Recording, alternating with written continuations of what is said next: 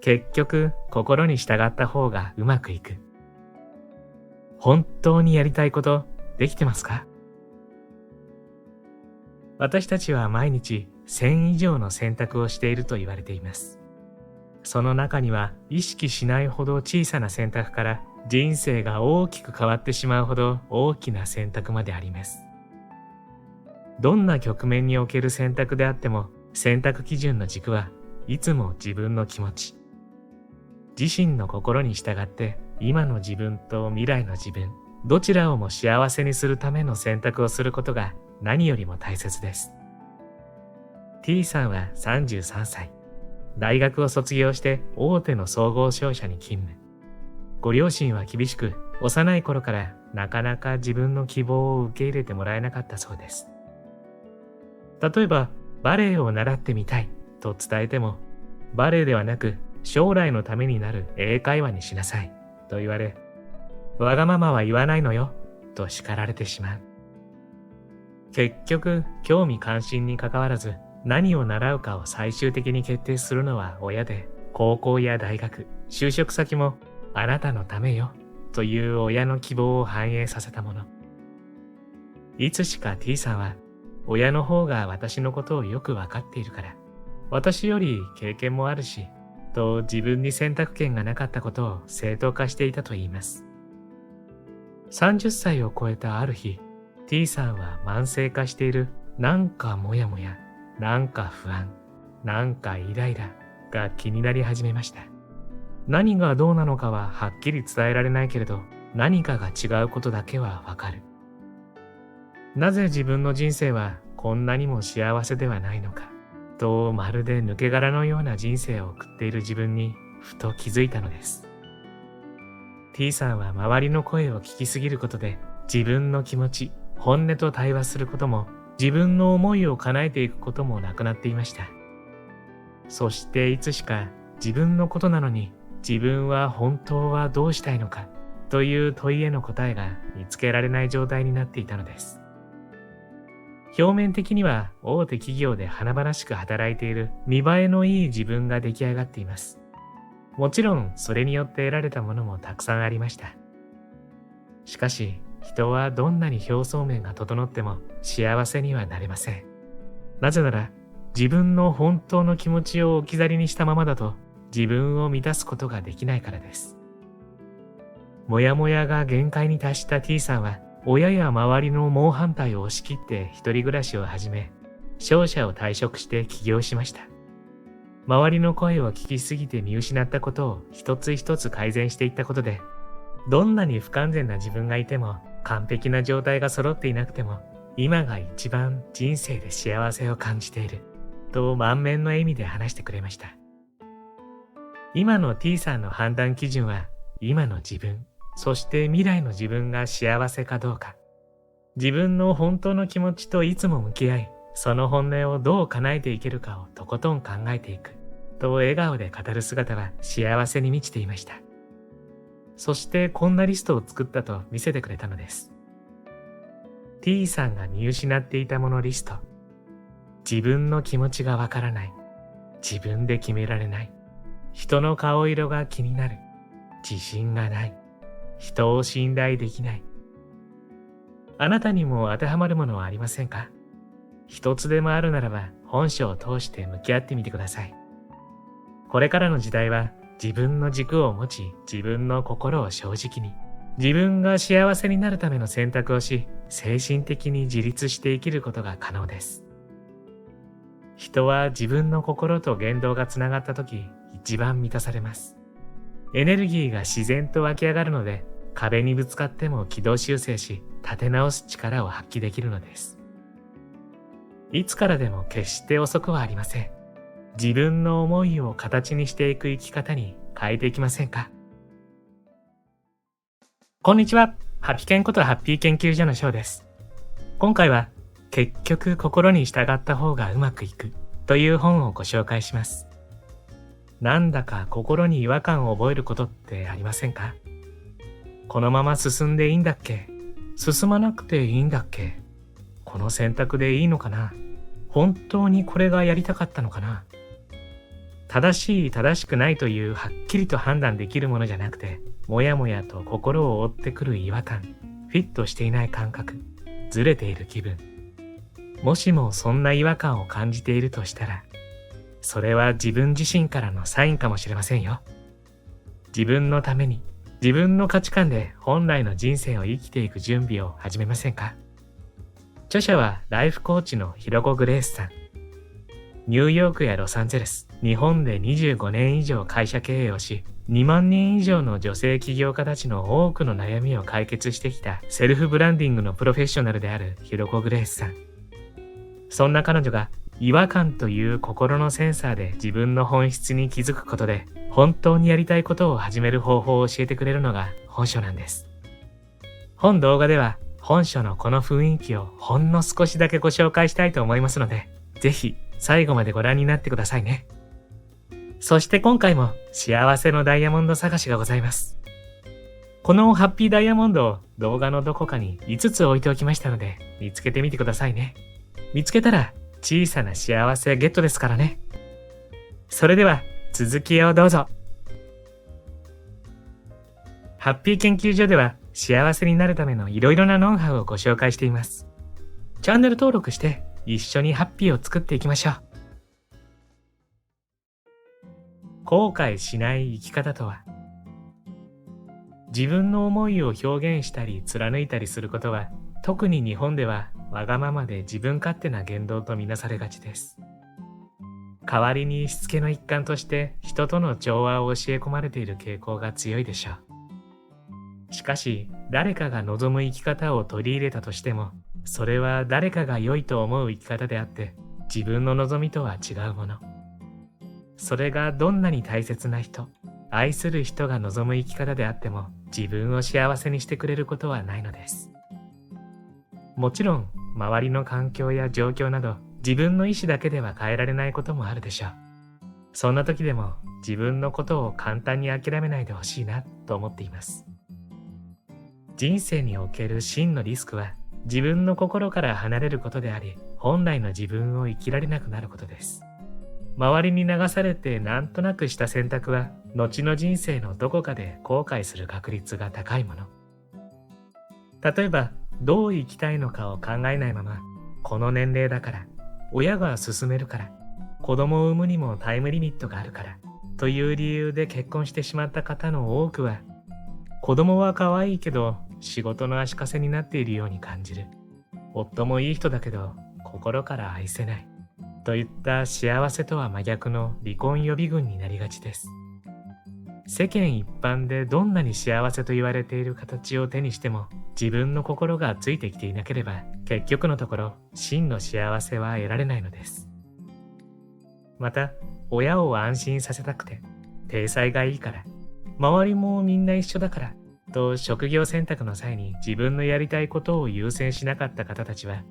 目の前の仕事にやりがいを持てず、好きにもなれず、かといって退職や転職にも踏み切れない。そんな宙ぶらりんの状態になってしまいがちです。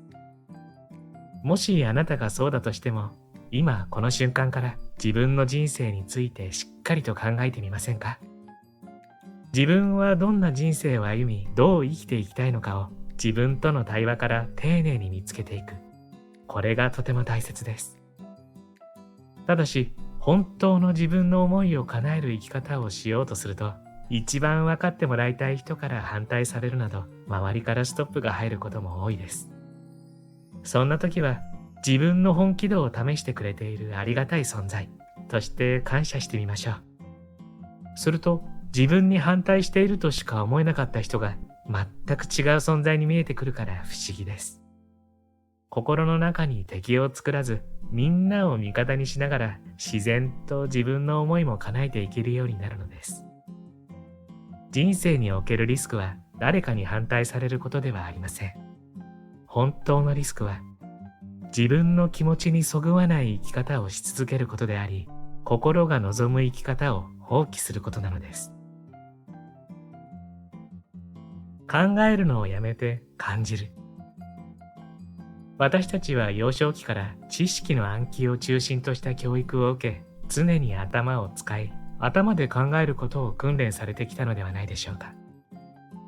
頭で様々な情報を受け取り処理をする。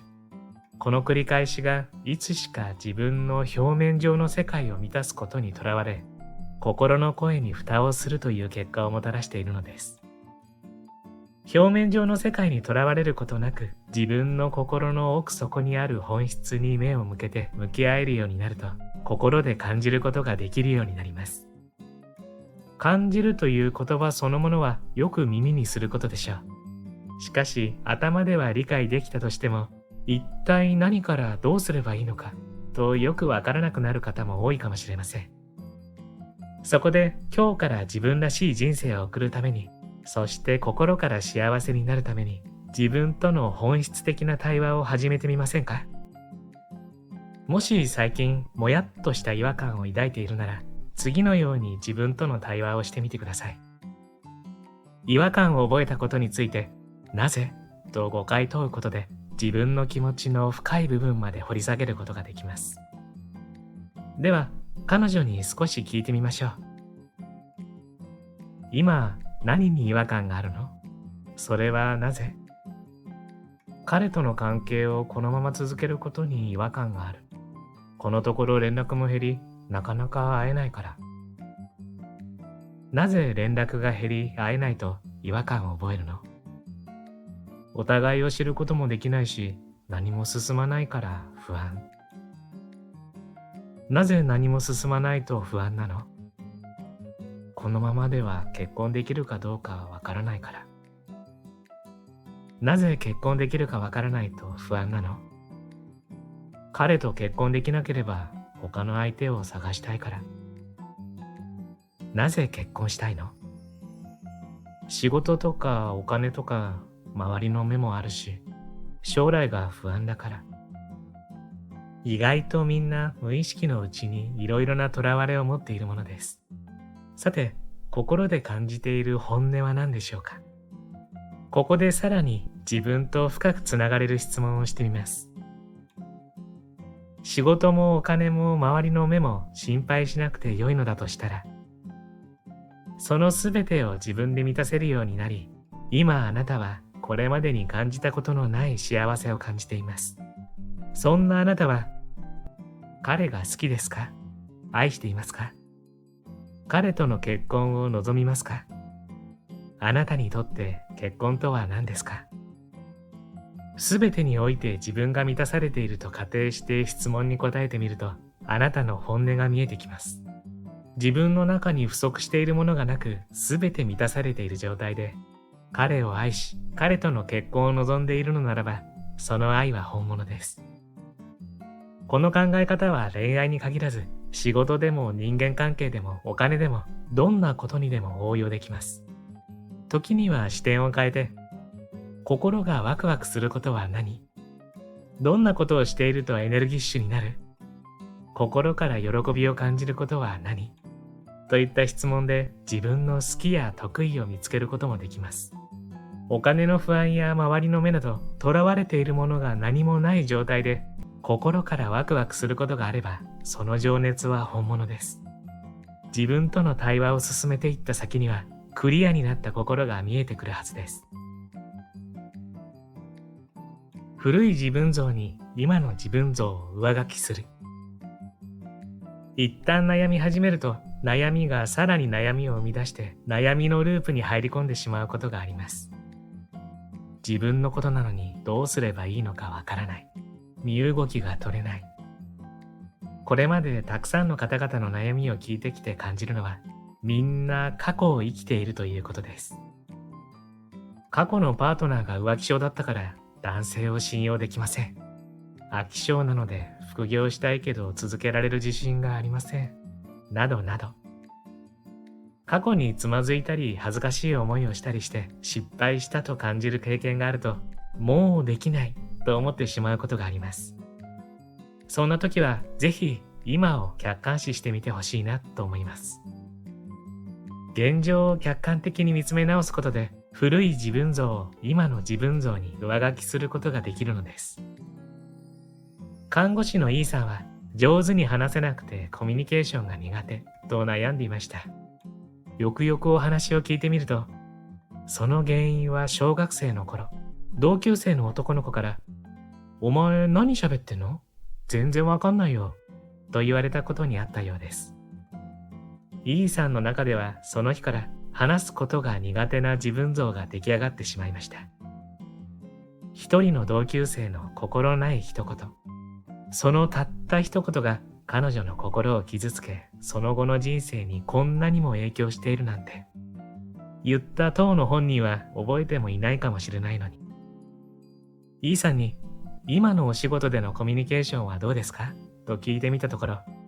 患者さんとお話しするのが好きで、仕事はとても楽しいです。とのこと。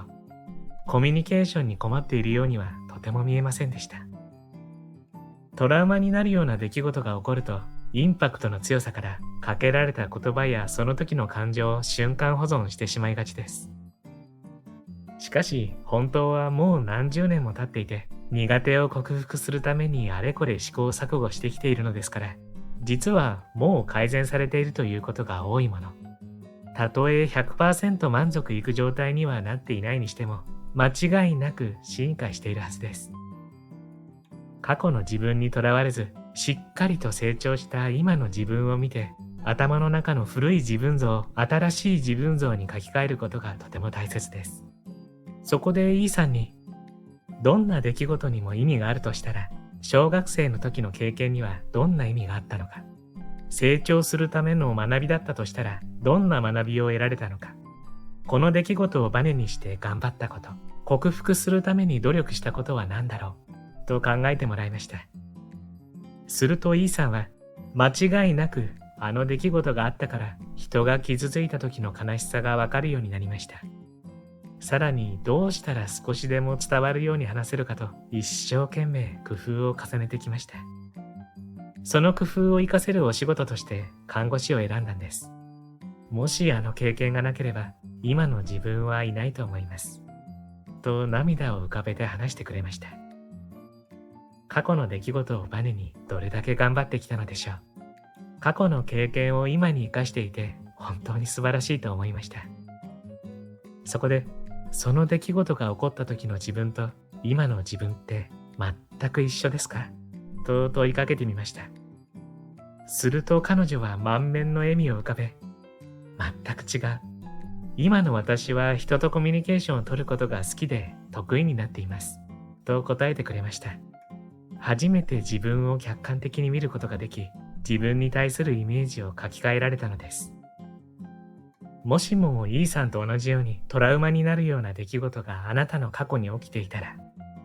ぜひ E さんのステップを参考にしながら、一歩一歩書き換えのステップを試していただけると嬉しいです。人の期待に応えることを優先しなくていい。自分軸とは自分の心に沿った本質的なあり方のこと。それを選択基準にしましょう。自分軸を作るためには、自分の本質を知るために心の声を聞くことが必要不可欠です。ところが、子供の頃から世の中の枠組みや人の気持ちを優先して周囲からの期待に沿うように生きていると、自分が誰で何が好きなのかすらよくわからなくなりがちです。例えば子供たちの根底には大好きな親から 100% 愛されたいという欲求があります。そしていつも自分に向けてくれる親の笑顔と機嫌の良さによって自分は愛されているのだと実感できます。そのため親が笑顔でご機嫌になるように親の期待を叶えることが子供の当たり前になっていきます。お母さんに愛されたいから好きじゃないけどピアノを頑張ろう。お父さんに認めてもらうために成績トップでいなきゃ。などと自分の本当の気持ちは脇に置き、ないことにして親が望む姿を叶えようと努力することがあるのです。子供は親にどう思われるかと予想した行動を選択すると言ってもいいでしょう。そのように育った子供が大人になると、周りの目や世間体が気になったり、親に対して抱いていた愛されたいという思いを夫や子供に向け、彼らが望む妻、母になろうと努力したりします。本当の自分であろうとしても、つい無意識に親や夫などに影響され、自分はどのような存在で何が好きか、どうしたいかなどよくわからなくなっていきます。感じ取れるのは、なんだかモヤモヤする、なんだかイライラするという感覚的なものだけ。その結果、知らないうちに不満がたまり、不安になったり、一時の感情に流されやすくなったりするのです。しかし自分軸があると、誰に何を言われようと、常に自分の思いを叶えるための言動が取れるようになります。確かにこの人が言っていることは正論だけれど、自分の考えとは少し違う。どんな風に伝えればお互いにとって良い形で自分の思いを叶えられるかなと、ぶれない軸を持った上で自分らしい選択ができるようになるのです。また、たとえ人の言うことを鵜呑みにしてしまっても、違った、私はこうだったと自分軸に戻ってこられます。親や夫を含め周囲の人は、その人が経験してきたこと、その人が持っている独自の価値基準をもとにアドバイスすることしかできません。だから選択基準の軸となる自分軸を持つことが大切。一番シンプルな自分軸の見つけ方は、私はどうしたい？これは本当にしたいこと？心は動いてる？と自分に問いかけること。自分が望んでいることに気がつき叶えようとするときって高揚感を覚えるものです。なんだかワクワクしたり、心が軽やかに感じたり、そして物事がスイスイと運んでいく。そんな感覚がしたら、それは心が動いているということです。自分の心に耳を傾けながら、自分の意見を周りの人と融合させる力を持ち合わせることで、自分の力が増し、しなやかな軸が育っていきます。私は妥協の選択ではなく、こだわりの選択をすることで豊かな人生が送れるようになるのだと感じています。こだわりの選択とは、自分の心に沿った選択、心が動く選択に他なりません。自分の素晴らしさを再認識しながら、なりたい自分、叶えたい人生へと大きくシフトしていきたい。そう心から感じられるようになることを、まずは目標にするといいかと思います。自分を生きるということは、どんな時も後悔しない生き方ができていることではないでしょうか。私自身も後悔のない生き方をすると決めて、日々自分らしい選択をしています。今もし自分の命が終わっても後悔はありません。ただ残念なのは子供たちの成長を見られないことですが。これからは個が価値を持ち、個を生かせる時代。だからこそもっと自分に集中してほしいし、自分の本来の幸せを追求してほしいと思っています。幸せの形は人それぞれ、千差万別。幾通りも幸せの形があっていいもの。どんなことでも常に自分はどうしたいのかと自分の心に問いかけ、奥底にある本当の気持ちや本来の願いを叶えるための行動を繰り返す。時には自分の幸せを追求するために軌道修正をしていく。こうして自分次第で幾通りものバリエーションをつけることが可能なのです。人は何かができるとか何かがあるからではなく、ただ自分の本来の望みを叶えることで心がとても満たされていきます。そして心が満たされたとき、自分の幸せとは何か、その本当の答えが見つかります。このステージから始める人生は表層的に見栄えよく作り上げていく人生の何百倍も何千倍も幸せなものです。自分の心とつながったとき、自分の心を信じて動いたとき、自分の心と最良のパートナーになれたとき、人生はあなたに味方してくれます。いつも心が豊かで満たされますように。今回もプロローグ程度のご紹介でしたが、本書の雰囲気伝わりましたでしょうか？なんとなくの違和感、これじゃない感ってありますよね。それは今、本心とはずれていってるっていう重要なサインかもしれないんですね。そんな時は自分の心と向き合って軌道修正していくタイミングです。本書にはそんな違和感をきちんと把握して軌道修正していく方法がたくさん紹介されており、ワークも充実しているからきっとあなたの本心が向かいたがっている方向がわかるはずです。これまでの人生、本当は少し違ったんじゃないかなと思っている方、これからは自分の心に沿って生きていきたいと思っている方にぜひおすすめの一冊です。興味のある方はぜひ読んでみてはいかがでしょうか。そうそう、皆さん、冒頭にお伝えしたハッピーダイヤモンド、見つかりました？ダイヤモンドの数は全部で5つでしたよ。どうです？見つかりましたか？見つけた時の小さな喜びも立派な幸せ。見つけたあなたは幸せを一つ積み重ねてハッピー度が上がってますからね。最後までご視聴ありがとうございました。これからも皆様の幸せづくりに役立つ情報をまとめていきたいと思いますので、チャンネル登録や高評価をしていただけるととっても嬉しいです。また次回の動画でお会いしましょう。皆様に幸せが届きますように。